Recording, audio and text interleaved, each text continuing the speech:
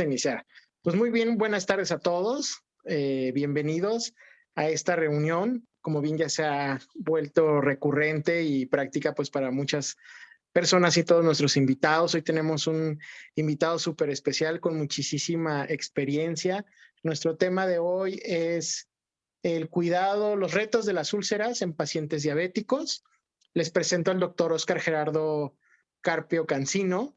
Él tiene más de 20 años de experiencia con el tema del pie diabético. Él es cirujano general, hoy, bueno, especialista vascular. Y bueno, pues ha participado, o bueno, más bien sus estudios han sido en La Salle, en el Hospital de Lista Adolfo López Mateos, y bueno, ha hecho varios estudios y prácticas en Francia, en Alemania y en Colombia. Y pues bueno, doctor, bienvenido. Le tenemos una cálida bienvenida para su tema. Lo dejamos para que nos ilustre con su sabiduría, por favor. Muchísimas gracias, bienvenidos a todos y comenzamos. Perfecto. Bueno, muchísimas gracias por la invitación. Espero me estén escuchando todos sin mayor contratiempo.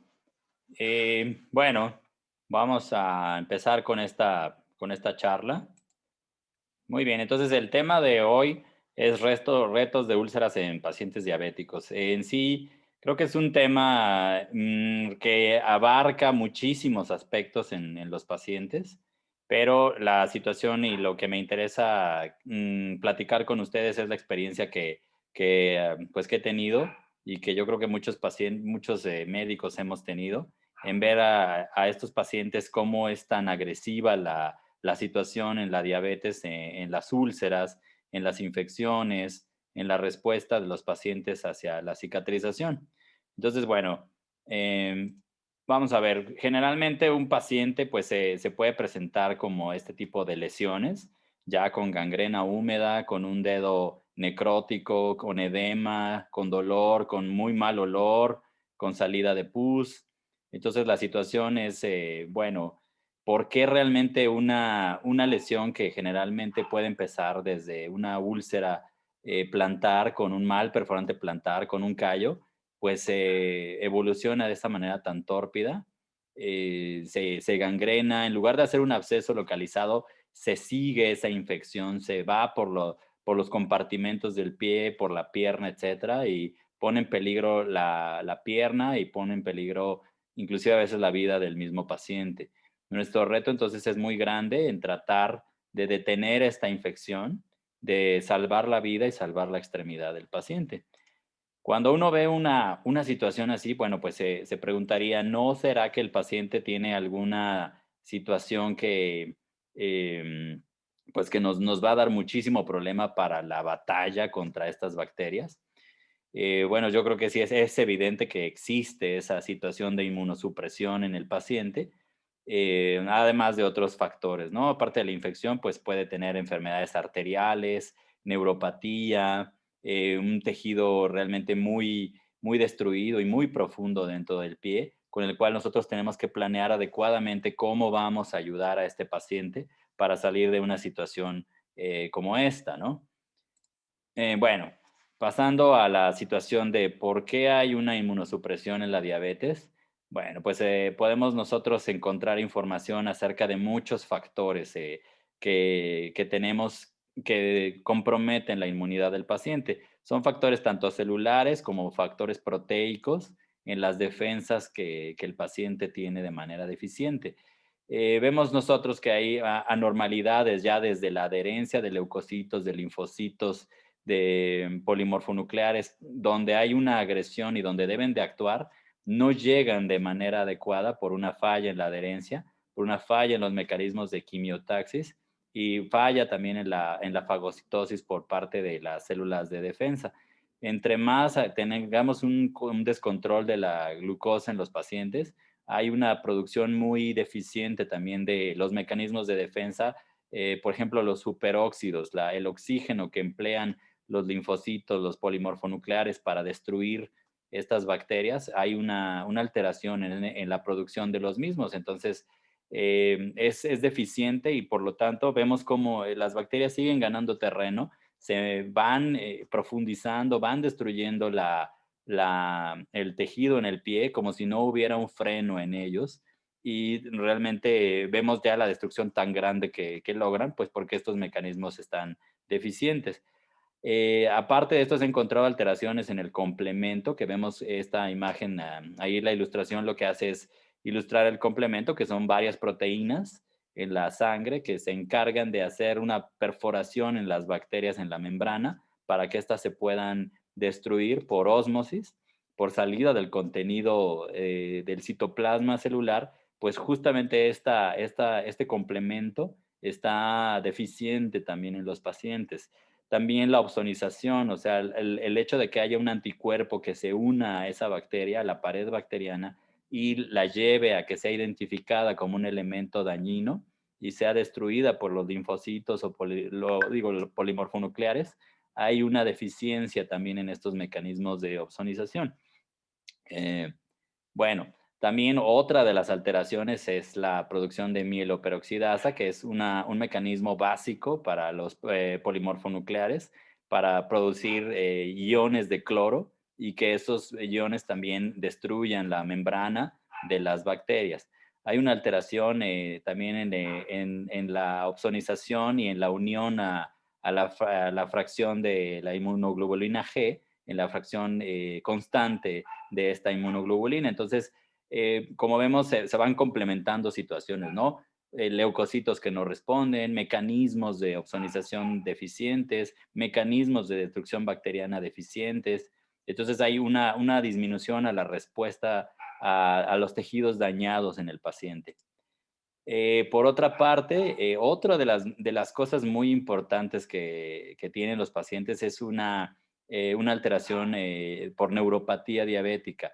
La mielina y la señalización del tejido dañado que nos debería de hacer un arco, en un arco un arco reflejo para que las células de defensa llegaran al sitio dañado, pues en buena parte depende de las fibras C, de las fibras nociceptivas C que se encuentran en los pies de los pacientes. Sin embargo, no hay una transmisión adecuada y eso nos lleva al dato curioso de, por ejemplo, hay tejido muerto en este pie y a veces el pie está sin una respuesta adecuada. A veces traen el dedo necrótico los pacientes y no hay un edema digamos que de la intensidad que debería de ser para traer una infección, un absceso, un problema importante en el pie y no hay esa reacción para detener ese problema y que, pues bueno, fuera suficiente esa reacción para detener la necrosis y la gangrena en el pie.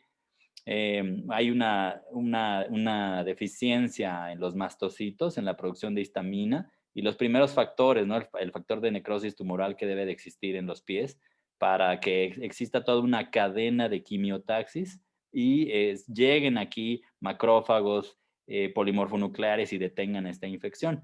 Se ve un poco más claro en esta siguiente diapositiva, en la cual con una lesión donde las fibras nociceptivas deberían de transmitir esa lesión a la raíz del ganglio dorsal y a través de ese ganglio dorsal salir un nervio efector que produjera sustancia P y a su vez esto producir histamina a través de los mastocitos para comenzar la quimiotaxis. No existe esa señalización, puesto que hay una neuropatía diabética que no solamente daña la sensación en el pie, sino que también daña este arco reflejo, que es de los primeros factores que debe de existir para que haya una respuesta inflamatoria adecuada y una adecuada defensa de ese tejido. Bueno, por otra parte, tenemos que estos pacientes pues están en un riesgo muy alto de tener aterosclerosis. La aterosclerosis pues tiene varios factores de riesgo. Uno de ellos es la edad mayor de 70 años, pacientes con tabaquismo, pacientes con dislipidemia, con colesterol alto y sobre todo la diabetes. Sabemos que la diabetes aumenta pues realmente 10, 12 veces el riesgo de amputaciones en los pies y aparte de estas situaciones que ya vimos de deficiencia en la defensa hacia las bacterias, de neuropatía, pues también tenemos que se complica pues por la insuficiencia arterial, por vasos tibiales que son de por sí son vasos de un calibre pequeño, de 2,5 milímetros, 1 milímetro, 1,5 milímetros, y encima de todo tenemos que se van llenando de ateroma. Como en la diapositiva vemos, es un paciente que se le hizo una endarterectomía y ahí vemos el calibre que ocupa un gran volumen de la arteria que debería tener solamente sangre.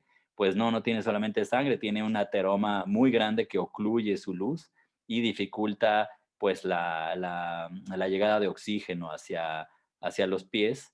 Y aparte de eso, cuando hay una lesión, pues tenemos una situación donde se exige por parte del pie cicatrizar en una situación de hipoxia, en una situación de acidosis metabólica y en una situación de disminución de nutrientes. Todo eso es nuestra labor como angiólogos, procurar corregir para que de la mejor manera posible podamos ayudar a esos pies que se están asfixiando y que tienen una muy mala respuesta hacia esa infección.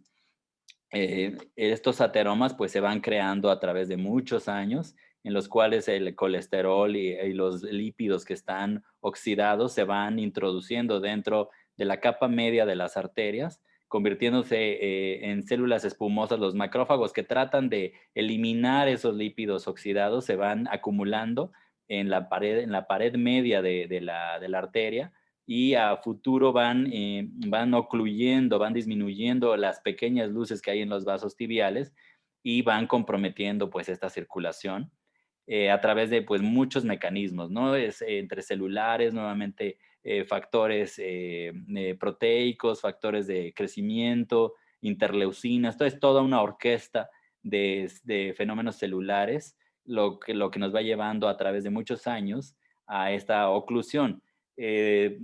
Por lo tanto, esto aumenta entre mayor descontrol metabólico tenga el paciente. Por lo tanto, hay que hacerle mucho hincapié que no solamente es el hecho de que pues se tome una pastilla y que con eso se solucione su problema, sino que tiene que ser conciencia del ejercicio, del tipo de dieta que debe de tener y de que realmente el precio a pagar suele ser muy alto cuando ya hay una oclusión y cuando ya hay un problema, ya estamos actuando a veces de manera heroica y demasiado tarde muchas veces en estos pies porque ya el compromiso es muy grande. Mm, Bueno, las infecciones en los pies no solamente dependen del número de bacterias que tengan estos pies, sino que hay tres factores importantes, que son la resistencia del paciente, que pues como ya vemos es bastante mala, de la carga bacteriana, que sabemos que 1 por 10 a la 6 de bacterias que existan en estas heridas es una carga bacteriana muy grande y que eso realmente ocasiona problemas importantes para la cicatrización. Pero aunque no tengamos esa carga bacteriana tan elevada, depende también de la virulencia, del tipo de microorganismo que existe en esta herida para combatir y para destruirlo y que nos permita pues avanzar hacia la cicatrización. Bueno, estudiando un poquito más hacia las bacterias, sabemos que pues tenemos bacterias gram positivas y gram negativas. Una diferencia muy importante entre ellas es el péptidoglucano con el cual se defienden. El péptidoglucano en el caso del gram positivo pues es una agregación de proteínas por fuera de esta membrana celular de la bacteria que la va a defender porque es una capa gruesa y que es difícil que penetren, pues digamos, antibióticos o algún elemento que trate de entrar a la célula para destruirla. El peptidoglicano pues va a ser como un escudo para esta bacteria gram positiva. Los gram negativos van a tener ese escudo, pero es un escudo un poco más delgado, pero a cambio de ese escudo más delgado de peptidoglucano, pues tienen una membrana doble, una membrana exterior y una membrana interior. La membrana exterior tiene lipopolisacáridos y también tiene algunas porinas, las cuales van a ser selectivas para el tipo de intercambio que hay entre el medio externo y el medio interno. Bueno, ¿qué tenemos para combatir pues estas bacterias? Pues desde el hallazgo de la penicilina pues se han ido encontrando algunos mecanismos para tratar de combatir a las bacterias.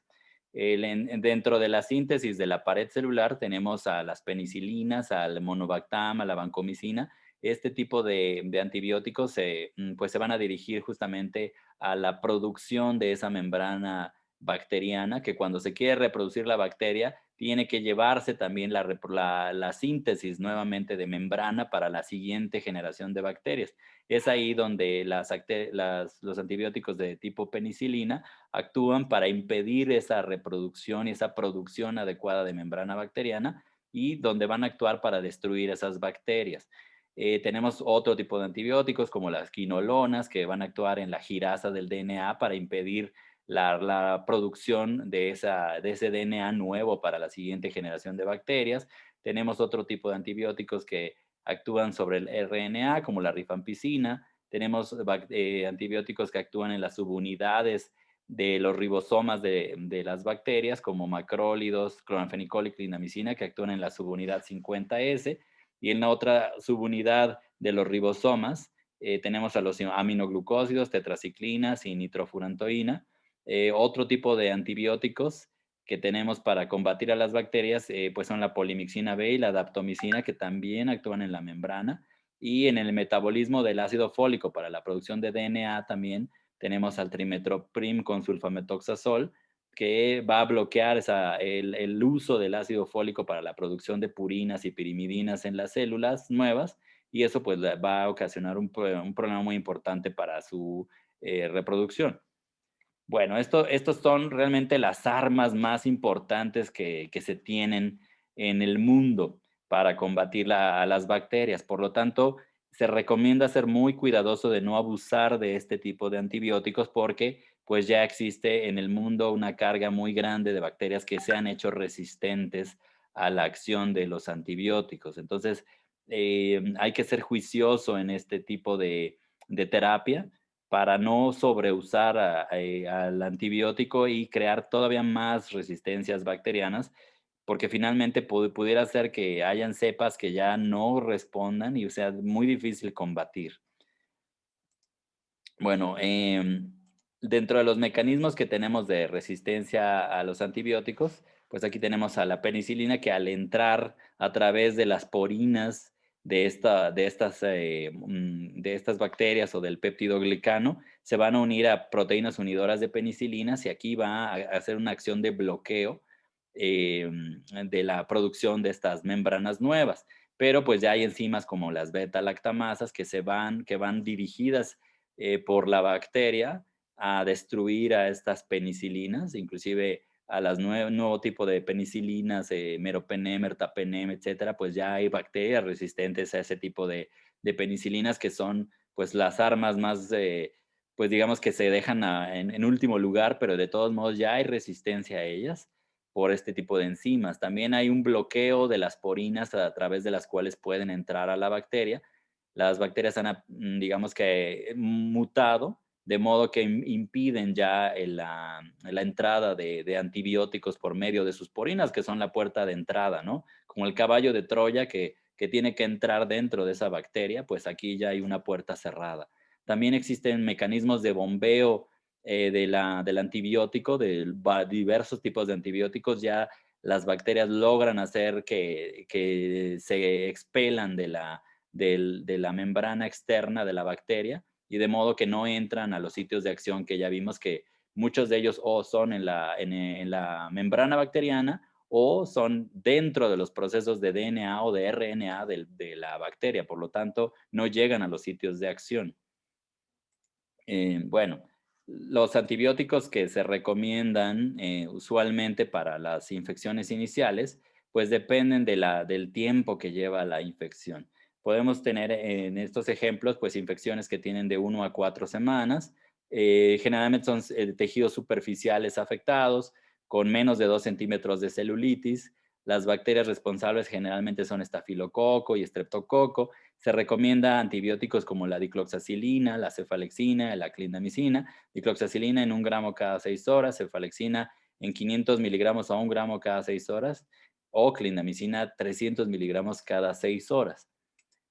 Cuando pasa la infección de más de 4 semanas, pues entonces vamos a sospechar, aparte de los gram positivos, estafilococo, streptococo, a los gram negativos, a coliformes y a los anaerobios. Los antibióticos que se pueden añadir a nuestra terapia serían amoxicilina, 875 miligramos y clavulanato, 125 miligramos cada 12 horas. o ciprofloxacino 500 miligramos y metronidazol 500 miligramos cada 8 horas, o clindamicina 300 miligramos cada 8 horas.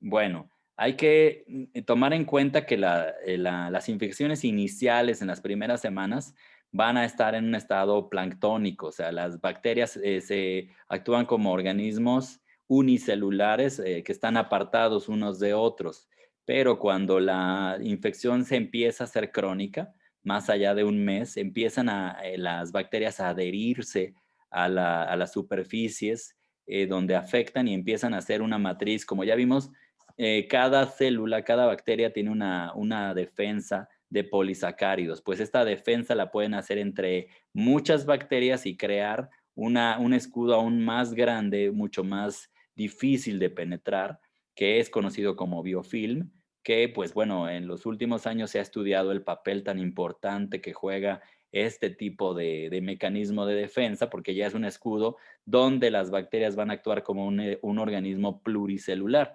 Entonces, en la diapositiva, en la parte superior, vemos cuando están unicelulares, pues tienen su membrana, sus polisacáridos, cada una de ellas, pero cuando se agregan como biofilm, hacen un escudo compartido entre muchísimas de ellas y tienen periodos de reproducción en donde salen muchas de estas bacterias a través de ese biofilm para seguir infectando tejido, pero el biofilm muchas veces permanece intacto y es muy difícil de erradicar porque se produce de una manera muy rápida y además es muy difícil de penetrar para los mecanismos de defensa del paciente. Um, bueno, aparte de los antibióticos que ya hemos repasado un poco, pues tenemos también otras opciones que afortunadamente se han ido encontrando a través del tiempo, a través del uso en el combate contra bacterias, pues he encontrado que también el azul de metileno es una opción que va a actuar principalmente en bacterias gram positivas. Va a ser atraído el azul de metileno por la carga negativa que existen los peptidoglucanos en las partes que presente peptidoglucano una bacteria, ¿no? Sobre todo en las gram negativas. Bueno, hay una reacción en el citoplasma, o sea, este azul de metileno entra dentro de esta bacteria y va a generar superóxidos y algo llamado óxido singlete. Estos son, sobre todo los superóxidos y el óxido singlete, son los mismos mecanismos que presentan los lisosomas en las células de defensa, en los linfocitos, en polimorfonucleares. También se va a ver un ataque al DNA por este tipo de mecanismos de formación de óxido singlete. Bueno, el óxido singlete con el azul de metileno se forma gracias a que reacciona con la nicotina amida que existe dentro de las bacterias y va a generar un tipo de oxígeno que es muy reactivo. Entonces, bueno, aquí tenemos una demostración de la formación de este tipo de oxígeno singlete en reacciones donde se crea este tipo de oxígeno, se puede detectar que existe la presencia de él mismo porque es quimioluminiscente. Entonces, si se atraviesa ese oxígeno con una fuente de luz, se puede ver como como lo vemos en el video, que se crea ese oxígeno y que es quimioluminiscente. Entonces, de esa manera podemos detectar la presencia de este tipo de producción de oxígeno en algún mecanismo que podríamos tener en los pacientes, como cuando se les puede dar el azul de metileno a los pacientes.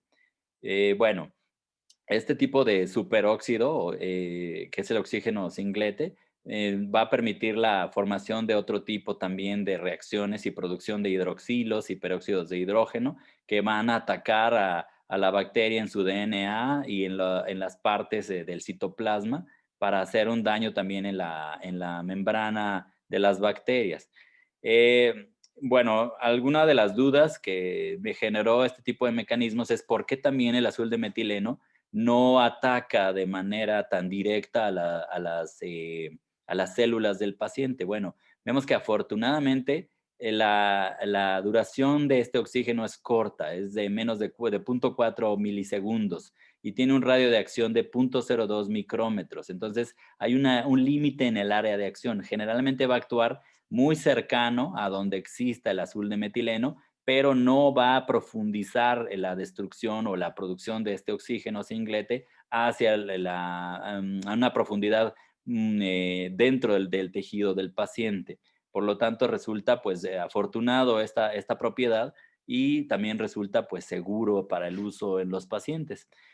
Aquí tenemos un estudio en el cual se investigó la presencia de este superóxido y de oxígeno singlete en algunos poliuretanos que lo contienen. Entonces, del lado izquierdo de la diapositiva vemos la longitud de onda, la fluorescencia que se crea a través de los minutos en los cuales el tejido está expuesto al azul de metileno.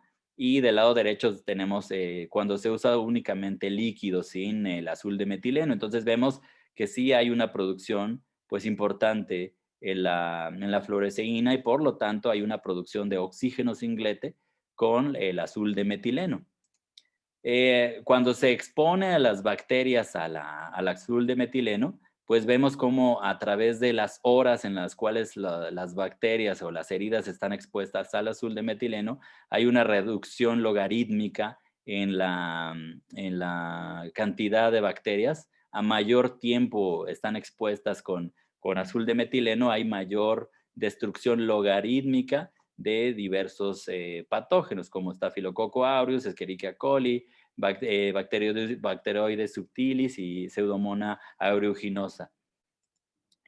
Bueno, tenemos también la producción de metaloproteinasas que juegan un papel muy importante en la destrucción de tejido dañado en las heridas. Entonces, bueno, las metaloproteinasas son esenciales para eliminar el tejido que está dañado en las heridas. Sin embargo, en las heridas crónicas vemos que hay un descontrol de la producción de metaloproteinasas y en lugar de ayudar realmente detienen y retrasan los procesos de cicatrización, la formación de tejido extracelular, colágeno, elastina, porque bueno, precisamente las metaloproteinasas van a destruir pues este tipo de tejido, ¿no? Con estromelicinas, gelatinasas, elastasas, todo eso va a destruir lo que los andamios donde las células van a tratar de cicatrizar, pues estas metaloproteinasas si están de una manera excesiva en la herida, pues realmente van a destruir el crecimiento de este tejido nuevo y entonces frenan el avance, frenan el progreso de la cicatrización en úlceras o en tejidos dañados en el paciente. Ok, nuestro siguiente participante que aparte de los antibióticos se ha investigado, pues es el uso de plata.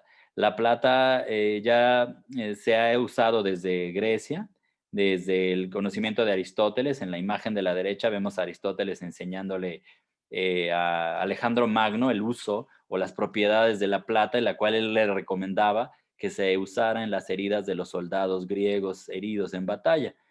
No conocían exactamente por qué, pero sabían que tenía un efecto antiséptico y muy importante.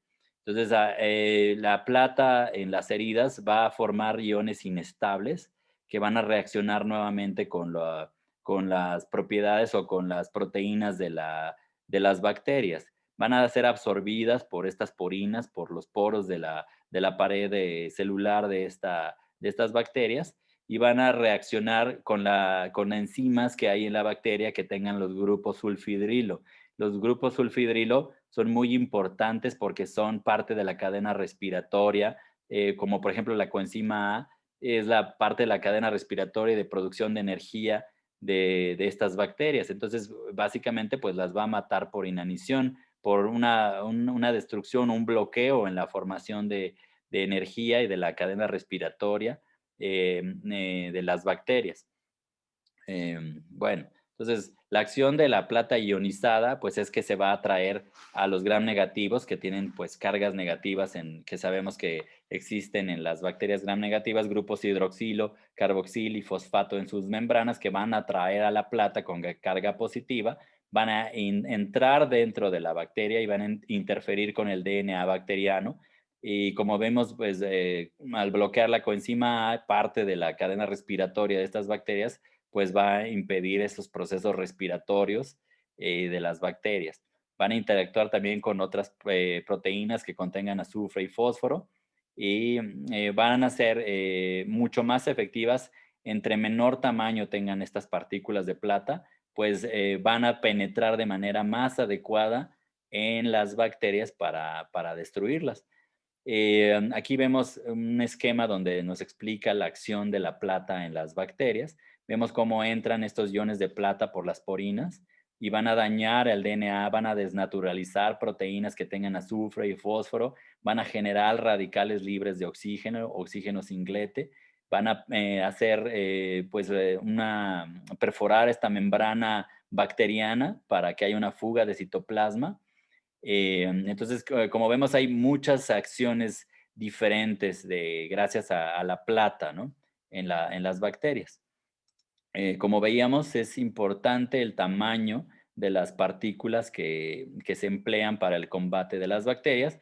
Es preferible usar partículas pequeñas. Aquí vemos en el esquema lo que le pasa al Escherichia coli en presencia de cristales de plata de 5 nanómetros, 7 nanómetros y 10 nanómetros. Vemos cómo hay un halo de destrucción bacteriana alrededor de la plata. En cambio, con partículas de 100, de 50 nanómetros, no hay esa penetración en las bacterias y la efectividad es menor. Aparte de este mecanismo por azul de metileno o por plata, pues tenemos otro tipo de mecanismos por parte de la violeta de genciana. La violeta de genciana va a tener una disociación en iones positivos y negativos. Van a ser nuevamente atraídas estas violeta de genciana, estas moléculas de violeta de genciana por partículas negativas bacterianas, que vemos que los gram negativos poseen muchas. Am, Permitiendo una penetración al interior de la bacteria, la violeta de genciana va a generar radicales libres que van a destruir el DNA de la bacteria y también van a atacar a la membrana bacteriana. Bueno, pues afortunadamente podemos hacer uso de algunos apósitos que contengan este tipo pues de mecanismos de destrucción bacteriana. Uno de ellos es realmente un elemento bastante favorable, es la esponja de poliuretano conocida como RTD. El RTD va a tener justamente los tres mecanismos de los que hablamos. Esos tres mecanismos, el azul de metileno, la violeta de genciana y la plata en un fosfato circónico, la va a contener en una cantidad muy adecuada para el combate bacteriano. El RTD es una esponja de poliuretano que tiene la fusión o la integración dentro de la esponja de estos antibióticos y también de un surfactante que va a permitir combatir el biofilm. Entonces, entre mayor exudado haya en la herida, va a haber una mayor liberación y una liberación paulatina y progresiva de estos mecanismos de azul de metileno, de violeta de genciana y de plata en la herida y bueno, pues va a combatir a las bacterias en su forma aguda y además el biofilm lo va a empezar a succionar, digamos que se adhiere ese biofilm a la esponja y entonces con los recambios vamos a lograr ir quitando o hacer una debridación suave de ese biofilm. De modo que las bacterias ya les es muy difícil pues defenderse, ¿no? El mecanismo de biofilm se está viendo dañado y las bacterias se están viendo realmente muy combatidas por tres tipos de antibiótico, perdón, por tres tipos de mecanismo antiséptico. Bueno, el surfactante que tiene esta esponja pues va a desestabilizar el peptidoglucano extracelular y prepara el tejido, el biofilm lo va haciendo por una succión capilar en los poros de la esponja para permitirnos una acción de desbridamiento. Ok. Bueno, como ya comentamos, la esponja de poliuretano, pues esa acción capilar nos va a secuestrar ese biofilm y con los recambios que se logren cada 5 días o cada semana, dependiendo de la cantidad de exudado que tiene estas heridas, vamos a ir quitando, retirando ese biofilm y añadiendo mecanismos para destruir a estas bacterias. Aparte nos ayuda a remover los detritos celulares, nos ayuda a hacer una debridación, digamos, suave, ¿no? En el paciente con cada recambio. además de que no daña el tejido y va a preservar la matriz que va creciendo, va a también hacer una acción que va a equilibrar estas metaloproteinasas que ya vimos. También, si están descontroladas, van a frenarle el progreso de las heridas en los pacientes. No es nada infrecuente ver heridas que llevan un año, medio año, meses o inclusive años, en las cuales se les ha hecho una curación y no progresan, no hay un equilibrio en este tejido para que vaya granulando, no hay un equilibrio para que vaya epitelizando. Entonces, pues ya vimos por qué, ¿no? Y sobre todo en un paciente diabético, pues vamos a tener grandes problemas para poder lograr frenar la infección y para poder lograr el progreso de la herida, ¿no? Bueno, la esponja de poliuretano también va a tener una acción analgésica por la acción de violeta genciana, la cual nos va a disminuir el dolor con las aplicaciones desde la primera semana. Vemos y notamos que el paciente se siente más cómodo porque pues el exudado no está manchando constantemente las vendas del paciente, el olor empieza a disminuir, el exudado se controla y empieza a disminuir inclusive el edema en los pies, en las piernas que están ulceradas. Bueno, aquí les quisiera yo presentar, ya llevo yo 2 años conociendo el apósito RTD del que les estoy hablando. Realmente en la práctica pues uno empieza a aprender, ¿no? Qué tipo de sustancias, qué tipo de esponjas, qué tipo de elementos yo tengo para combatir este tipo de infecciones. Aquí les presento a una paciente de 84 años que tiene diabetes mellitus tipo 2 de 30 años de evolución y tiene una insuficiencia venosa superficial. Aparte de esa insuficiencia venosa, tiene enfermedad arterial en vasos tibiales. Entonces presentaba una úlcera mixta que ya llevaban un año con curaciones diversas. Se le habían aplicado muchísimos antisépticos de diversas maneras, pero la herida en lugar de progresar, realmente iba cada vez haciéndose más grande, más grande, más grande. Tenía un exudado muy fétido, muy, muy abundante y realmente era muy difícil controlarla. En el inicio yo intenté el uso de una esponja con plata, pero se veía rebasada por la infección, se veía rebasada por el exudado, entonces en 3 días ya teníamos una saturación del apósito y pues realmente, afortunadamente había yo conocido antes el apósito RTD. Realmente me agrada muchísimo la acción del apósito porque sí es bastante efectivo para combatir la infección y para limitar el exudado. De hecho, inclusive esta paciente pues la tuve que ir a ver a su domicilio muchos meses porque ni siquiera podía ponerse de pie, era difícil por su edad y por realmente la herida que era realmente muy grande, pues me pidieron la situación de verla en su domicilio y pues bueno, yo para acudir al domicilio del paciente pues lo podía hacer cada semana. Entonces, afortunadamente sí nos soportó, al principio se rebasaba el apósito con el exudado, pero poco a poco se fue limitando y afortunadamente con recambios semanales pudimos avanzar. Como ven en la diapositiva, ahí vemos como al ser una herida profunda, empezó a granular, empezó a hacerse cada vez más superficial y empezó a avanzar rápidamente, inclusive puedo decir que rápidamente el borde de epitelio en la herida. Entonces nos llevó 5 meses cerrar la herida al grado que se ve en la diapositiva. Entonces, bueno, eso fue un resultado bastante impactante y afortunado porque de diversas curaciones había fallado pues muchísimas cosas, ¿no? Pero con esta opción realmente les puedo comentar en mi experiencia que sí me ha resultado bastante efectiva. De hecho, ahora lo aplico bastante en úlceras mixtas, en úlceras venosas o en úlceras muy infectadas, porque la acción antibacterial es realmente bastante efectiva. Aquí tenemos otro paciente. Este paciente pues tenía unas condiciones realmente muy malas para la cuestión sanitaria. está desnutrido, es un paciente que vive en hacinamiento y como pueden ver, pues tiene una destrucción muy amplia del tejido subcutáneo y muscular.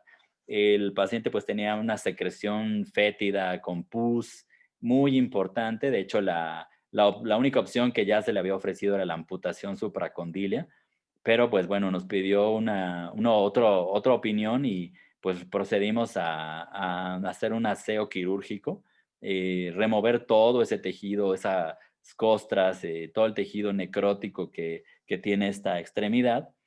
Y pues bueno, con recambios también semanales hemos logrado el avance en esta herida.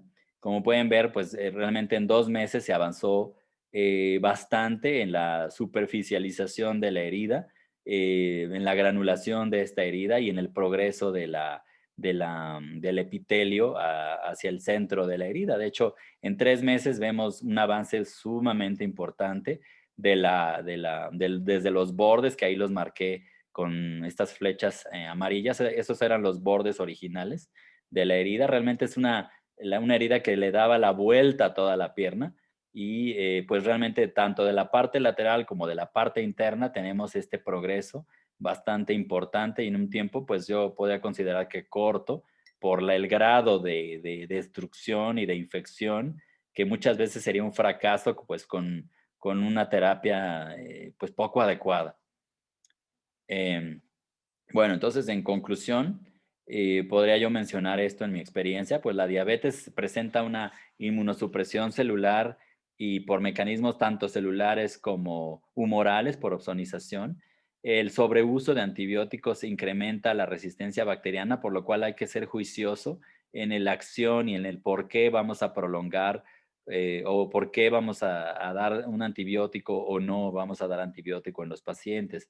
Se cuenta afortunadamente en la historia con otros mecanismos que no son antibiótico de la manera clásica conocida, que tienen una acción antibacteriana efectiva. El biofilm también pues, juega un papel muy importante en las heridas crónicas que debemos de eliminar para que éstas progresen. Es muy importante el control del exudado, que no sea excesivo. Es necesario para la producción de células nuevas, pero debe estar controlado. No debe de salirse de control porque entonces macera, destruye más. Y en esta acción pues tenemos que controlar a las metaloproteinasas que vemos que favorecen la cicatrización siempre y cuando estén en una cantidad adecuada y equilibrada.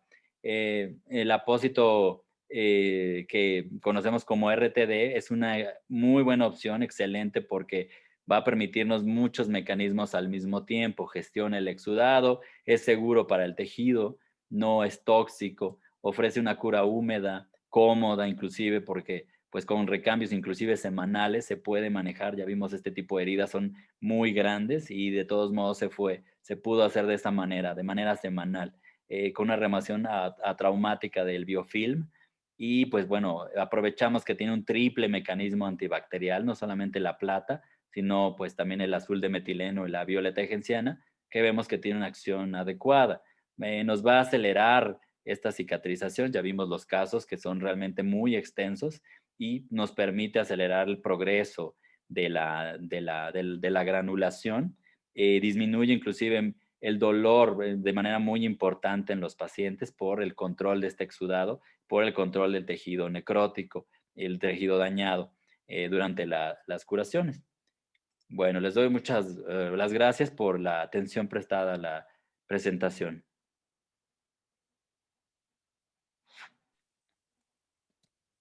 Doctor, pues muchas gracias a usted por el tiempo, por estas, pues creo que fue muy gráfico, muy bueno y de mucha ayuda para todos los médicos, traumatólogos, o sea, no nada más para el área específica que es vascular, sino para todas esas personas que dedican a ver lo del pie diabético. De hecho, me da mucho gusto que hay gente que le está mandando saludos a usted desde Acapulco, Guatemala, Gracias. Guadalajara, Hidalgo, Chalco, Ecuador, Perú, Yucatán, Uf, híjoles, de muchos lugares. Alguien de Tula, de ahí de Hidalgo, que bueno, pues han pasado ahorita por grandes problemas y Sí, que, claro. bueno, pues agradecemos que estén con nosotros. No Sí, sé si alguien tenga alguna pregunta para usted que nos pueda aportar un poco más de información. Estamos también en el Facebook, en el live, y bueno, también hay ahí participación desde muchas partes de la República y de Latinoamérica. perfecto, qué bien. Deje, alguna pregunta que tengamos. Por aquí deje revisar rapidísimo el chat. No, todos, muchas gracias, muy ilustrativa, clara la ponencia. Es que sí, ¿qué podemos preguntar si fue tan clara? Ok, no, pues excelente, me da mucho gusto. Me da mucho gusto. La preparé con toda la intención de hablar de los diversos mecanismos que tenemos y de, pues de cómo podemos nosotros controlar todos estos problemas al mismo tiempo. Me da mucho gusto. Ojalá que de verdad al usar el apósito, yo creo que van a ver la diferencia. Es bastante importante la ayuda que podemos tener al paciente con este tipo de opciones, realmente. Pues sí, doctor, pues muchísimas gracias por toda la información. La verdad es que creo que es bien importante que conozcamos pues todas las metodologías y que estemos actualizados, ¿no? Porque no es a veces no es sencillo, hay tanta información que no sabemos cuál es la buena. Y bueno, creo que con lo que me platicó, yo conocía la plata, este, y bueno, algunos apósitos, pero estos se me hicieron demasiado completos, ¿no? Sí, está completo, es bastante bueno. Sí, Pues bueno, nos preguntan también por aquí si pueden volver a ver la plática. Siguen felicitándolo. perfecto, gracias. Pero sí, efectivamente, la plática la pueden ver ya sea en la página de Amexipied, que es www.com.mx, o desde el Facebook. Ahí se van quedando guardadas las ponencias. Perfecto. Sí, pues digo, para que puedan ustedes ver realmente la información, revisarla, tal vez fue bastante, y analizarla, ¿no? Inclusive lo pueden buscar también las partes de las cuales hablamos para que vean, pues, por qué actúa, cómo actúa. Hay mucha información bastante interesante. Mire, ya me llegó una pregunta que creo que es muy interesante. Dice, ¿se puede cambiar el apósito RTD con antiséptico? Sí, sí, de hecho, pudiera hacerlo de esa manera, o sea, realmente es muy suave el recambio, el poliuretano que tiene no se adhiere de una manera agresiva, entonces le permite el recambio del apósito. Pudiera después del recambio hacer alguna antisepsia, existen bastantes elementos de fabricación de antisépticos. Digo, aunque suene a comercial, yo uso mucho microdacin, es el que suelo usar, pero existen varios antisépticos. La idea más que nada es que en los recambios, si hay alguna partícula o tejido que sea macroscópico, usted lo retire, más que nada. Porque la acción antiséptica, con los 3 antisépticos que tenemos en el apósito, van a actuar de una manera muy, muy, muy importante. Sí es bastante evidente la acción que va teniendo en los recambios. Entonces, lo puede usar, pero realmente deje actuar al apósito y verá que es mínimo, tal vez lo que va a tener que actuar con antisépticos añadidos. Lo que sí le diría yo, bueno, si hay tejido que retirar macroscópico con bisturí, pues sí, es lo que yo suelo hacer, ¿no? Retirar, como vimos con este paciente con la úlcera súper infectada, pues lo primero que se hizo fue un lavado quirúrgico, ¿no? Ahí sí fue necesario primero una etapa de lavado quirúrgico de antibiótico intravenoso, pero en 2 semanas aproximadamente empezamos a usar ya que desinflamó, que lo vimos ya más limpio, empezamos a usar el apósito y empezamos a ver la granulación rápidamente. Muy bien, doctor. Tengo otras dos preguntas rapidísimos. Sí. Dice, ¿se puede, no es cierto, es recomendable utilizar RTD en úlceras de más de 2 años? Sí, realmente el problema de esas úlceras crónicas es el biofilm. Entonces, si no controla el biofilm, en las experiencias previas, que yo usaba otro tipo de material, veía yo que, o sea, debridando la herida prácticamente diario, teníamos al siguiente día un resultado muy pobre. muchas veces el biofilm se reproduce de una manera increíble. Entonces, si no se elimina el biofilm de manera adecuada, va a persistir esa herida. Entonces, entre el biofilm y las metaloproteinasas, que hay un desequilibrio, no vemos progreso de epitelización. Inclusive, es sorprendente que solamente es el epitelio lo que usted requiere y por el biofilm que está ahí presente, no se lo va a impedir, no logra haber una epitelización en la herida. Pero el apósito precisamente en esa acción capilar va succionando el biofilm y con los recambios lo va retirando y va viendo cómo pues la periferia de la herida va epitelizando, va progresando hacia el cierre. Entonces eso me pasó con un paciente de úlcera venosa que usé, pues sí, de hibridación, antiséptico, etcétera, nada me estaba funcionando. Hasta que usé un apósito tipo RTD que me logró hacer ese efecto. Ok, mire, ya empezaron a llegar más preguntas y están interesantes. Dice, Ok. ¿cada cuándo se recomienda el cambio de la esponja RTD y dónde se puede adquirir? Bueno, en eso sí el recambio se realiza dependiendo de la producción de exudados. Es un exudado muy grande, entonces hay que recambiar el apósito de acuerdo a que se esté excediendo el exudado. Generalmente lo puede usted recambiar en 5 días, 6 días, 7 días inclusive, pero también existen dos grosores en la fabricación de este apósito, entonces le puede ayudar para un exudado de mayor producción, puede usar el RTD más grueso o inclusive puede usar 2 láminas de RTD el control del exudado, si fuera terriblemente grande. Yo no he usado 2 láminas de RTD en lo personal en heridas muy productivas. En la primer paciente que presenté producía muchísimo exudado, pero con el recambio semanal fue suficiente. Entonces, pero inclusive puede usar 2 láminas y pues esa es la idea, es más que nada que succione el material, el exudado, y usted recambiarlo cada 5 días, cada 6 días, cada 7 días, depende de la producción y del tiempo que tenga el paciente, ¿no? Porque hay que tomar en cuenta, ¿no? El hecho de que pueda acudir a la consulta o quien le va a ayudar que pueda acudir a domicilio, hacer los recambios, pues en la frecuencia que se requiera, ¿no? 5 días, 6 días. Ujú. Ok, viene, bueno, ¿dónde se puede adquirir? Mm, Este, le Bueno, dejo los datos, yo creo, o usted nos puede decir.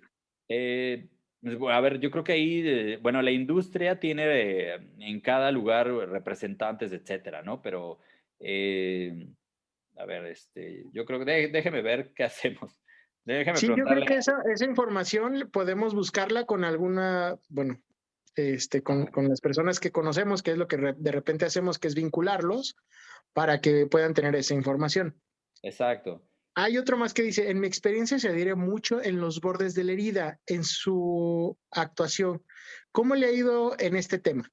Ah, bien. Sí, eso es. Gracias por la pregunta. Lo que yo hago cuando se adhiere es con un bisturí ir separando poco a poco, como si estuviéramos disecando para separar el apósito del borde de la herida. Entonces, a veces llega a pasar que se queda un pedacito del apósito en el borde. Sin embargo, con los recambios subsecuentes se puede ir eliminando por sí solo, por el crecimiento del epitelio, por el crecimiento del tejido de cicatrización, se va eliminando los bordes que inclusive llegaran a quedarse adheridos en la herida. No hay mayor problema con eso, se va eliminando por sí solo prácticamente. Ok, dice, tengo otra, dice, una paciente de úlcera venosa y dice que cada que se le cambia en su casa de apósito sangra mucho. ¿Puedo Ajá. recomendar el RTD? No está infectada y la edad de la paciente es de 70 años. Sí, realmente sí, el apósito le puede ayudar, sobre todo si existe biofilm en esa herida, le puede ayudar bastante. Si hay dolor, también va disminuyendo el dolor en la herida. Y sí, yo en una úlcera que no está ni muy profunda, lo cambiaría cada 7 días, con un vendaje, eso sí, ese es otro factor muy importante. En las úlceras venosas hay que acordarse que la compresión es muy importante. Entonces, aparte de usar el apósito, hay que colocarle por lo menos 2 vendajes a la herida. Entonces yo lo que hago es usar primero hacer una limpieza. ver que no haya tejido desfacelo que retirar. Una vez que está limpia ya esa herida, se pone el apósito y se pone, bueno, yo coloco una venda normal, común, blanca, de 15 centímetros, y encima de esa venda ponemos otra que es de marca Leroy, Elastomedic, de 15 centímetros. Pero es muy importante, una úlcera venosa no solamente va a ser el RTD el efecto, sino que la compresión juega un papel sumamente importante para el progreso. Eso es lo que yo le añadiría a esa úlcera venosa, compresión. Siempre y cuando, obviamente, no haya un factor arterial que se lo impida, ¿no? Que sí tenga pulso el paciente, que no vea que va a haber un daño por la compresión. Ok, tengo otra pregunta. Yo creo que nos vamos por dos preguntas más y ya para concluir. ¿Ok? Dice, ¿se recomienda usar cámara hiperbárica combinada con ART? RTD, perdón. Ah, ya. Bueno, miren, lo personal, la cámara hiperbárica yo la he empleado más que nada cuando hay un compromiso arterial, y sobre todo el compromiso arterial es realmente de vasos pequeños, en una herida, en un pie, en un dedo. En un paciente, por ejemplo, tengo ahorita una paciente que tiene diabetes y tiene insuficiencia renal. Tiene realmente flujo monofásico, pero existe el flujo directo hacia el pie. Inclusive es un flujo de buena velocidad. Entonces, para no someterla a un procedimiento de revascularización, sí le recomendé el uso de cámara hiperbárica. ¿Por qué? Porque hacerle procedimientos en vasos ya de menos de 1 milímetro, pues no tiene mayor sentido.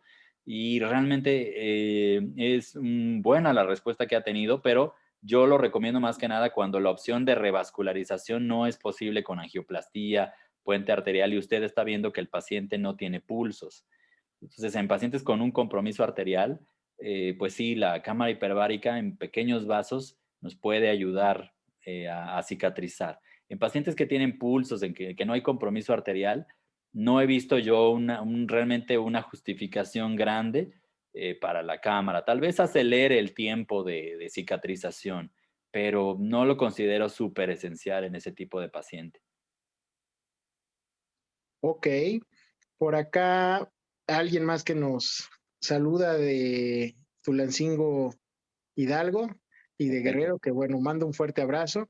Nos muy bien. comenta también por aquí que lo podemos adquirir con TC Match y pueden consultar también en biotecnocare.mx, bueno, www.biotecnocare.mx, ahí con quien lo pueden adquirir.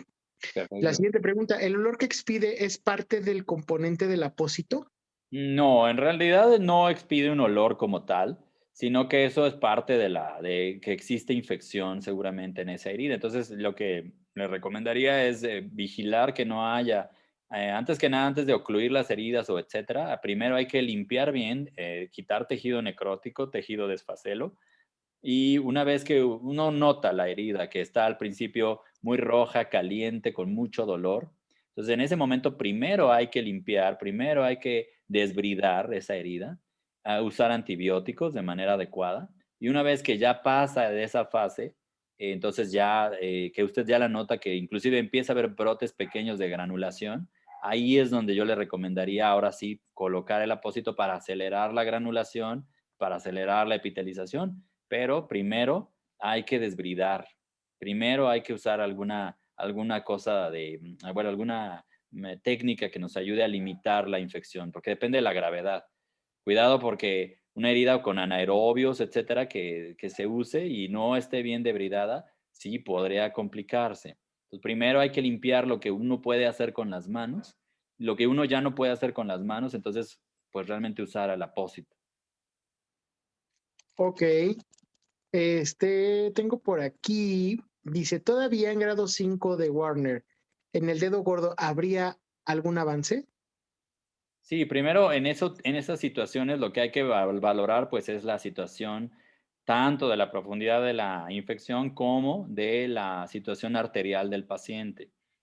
Igual, o sea, depende de las opciones que tenga, ¿no? No es lo mismo un paciente postrado con EBC o con una situación muy grave, que sea muy difícil salvar la extremidad y que de plano esté postrado, a un paciente que no tenga tanto compromiso sistémico y que la intención sea realmente el salvamento de la extremidad. Entonces ahí primero, bueno, hay que debridar bien, desbridar bien, abrir los compartimentos del pie, que drene de manera adecuada. Esa es la situación muy importante, que drene. Hay que abrir bien ese pie para que drene y de ahí valorar también la situación arterial. Si el paciente tiene un compromiso arterial, hay una oclusión en la arteria femoral, pues entonces ahí tiene un muy mal pronóstico. Necesitamos primero abrir, debridar, o sea, drenar, pero también revascularizar para que progrese. Porque si no, pues lo que pasa es que se extiende uno con la intención de retirar el tejido necrótico en una situación de compromiso arterial, se extiende yo he visto pacientes que se llevan por un dedo, se llevan medio pie en necrosis. Y ya después de toda esa necrosis, ahora sí ya se busca la opción de revascularización, pero no estuvo bien abordado. Primero hay que valorar la circulación. Entonces, pero siempre hay opciones. O sea, les tendría yo que compartir muchos casos que se ven tremendamente comprometidos y que afortunadamente sí se han salido adelante en estos pacientes. Ahora, si ya el compromiso, como lo menciona, ya tiene una situación sistémica de infección en el paciente, pues ya no, o sea, si ya la destrucción es grande y sobre todo el compromiso ya es en la vida del paciente, pues ya no tiene sentido. Primero va la vida, ¿no? Entonces ahí sí sería una cuestión de amputación. Pero bueno, es porque usted lo contempló, le llegó en un Wagner 5, ¿no? Como lo está mencionando. Sí, dice que ya es una enfermedad arterial periférica, tabaquismo y desnutrición. Sí, ese es el problema, que no, los pacientes tienen muchos factores, ¿no? O sea, es lo que hay que nosotros compensar eh, dentro de las posibilidades que tienen, ¿no? De valorar desde el punto de vista sistémico al paciente y desde el punto de vista local. Si todavía no hay un compromiso sistémico y quiere o hay la posibilidad, bueno, se puede, pues como vemos, ¿no? O sea, debridar, que la infección no se profundice, con incisiones grandes inclusive. Si hay necesidad de revascularizar a ese paciente y con eso ya va usted a detener la infección y a promover la cicatrización. Pues muy bien, doctor. Y solo la última ya para cerrar. Nos preguntan, ¿qué tan funcional es colocar venda viscopaste? Sí, Viscopaste es muy buena opción en úlcera venosa. Sin embargo, uno debe de ir viendo las características de cada producto. Entonces, yo al principio ponía Viscopaste para toda úlcera venosa. Muy buen resultado. El problema también es el costo que tiene esa opción. Con cada recambio, pues sí es importante, ¿no? El costo que va a tener.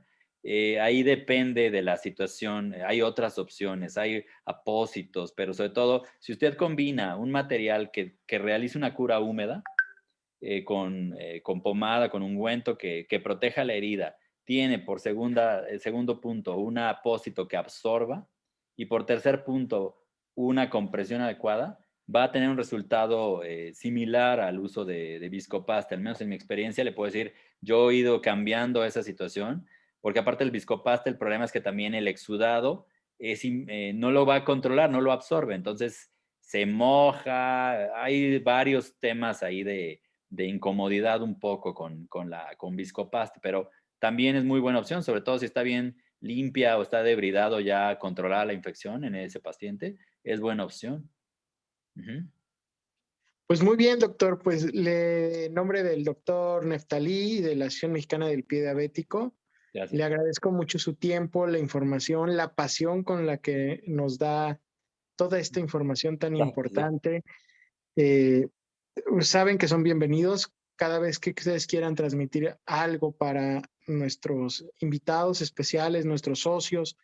Les recuerdo que vienen eventos continuos eh, de este tipo de eventos que estamos haciendo. Se acerca también nuestro aniversario, 20 aniversario. Uh-huh. Y bueno, también a la gente nuevamente de Guerrero, de Tula, les mando un fuerte abrazo a todos. Pero bueno, un poquito más allá porque creo que necesitan muy buena vibra de todos nosotros para que salgan adelante. Sí, efectivamente, un saludo, un abrazo. Muchas gracias a todos, bonita noche, nos vemos pronto. Ok, Hasta buenas luego, noches. doctor. Hasta luego, Gracias. para servirles. Bye.